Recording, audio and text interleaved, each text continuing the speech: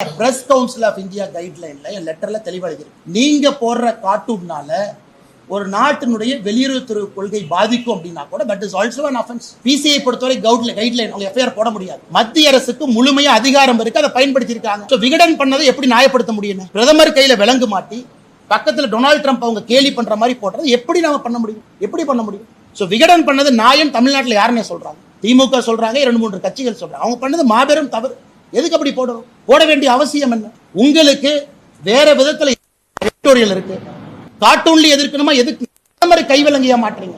இதே முதலமைச்சர் கைவிலங்கு போட்டு இதே மாதிரி போட்டோ போட்டா முதலமைச்சர் விட்டுருவாரா? இன்னைக்கு முதலமைச்சர் கருத்து சுதந்திரங்கிறார்.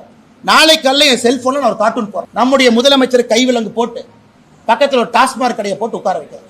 அதை நீங்க ஏத்துக்குவீங்களா? நான் முதலமைச்சர் கைவிலங்கு போட்டு விட்டுறேன் என் கார்ட்டூன்ல, பக்கத்துல டாஸ்மார்க் கடை ஒன்று நிறுத்திடுறேன், ஓபன் பண்ணி வச்சிடறேன், அதை என் முகநூல்ல போடுறேன். உடனே முதலமைச்சர் தம்மா தும்மான்னு குதிப்பாரா இல்லையா? அப்ப அவருக்கு ஒரு நியாயம், பிரதமருக்கு ஒரு நியாயமா? அதனால் நான் கடிதம் எழுதியது யோசிச்சாலும் இத்தனை பிரஸ் இருக்கிறீங்க, இத்தனை பேரை கிரிட்டிசைஸ் பண்றீங்க, யாரை பத்தி எழுதலையே? தவறு செய்திருக்கின்றார்கள், சுட்டிக்காட்ட வேண்டியது எங்களுடைய கடமை. பாரதிய ஜனதா கட்சி சார்பாக எழுதியிருக்கின்றோம். நாளை நடந்தால் மறுபடியும் நடவடிக்கை எடுப்போம், அதில் எந்த மாற்று கருத்து இல்லை.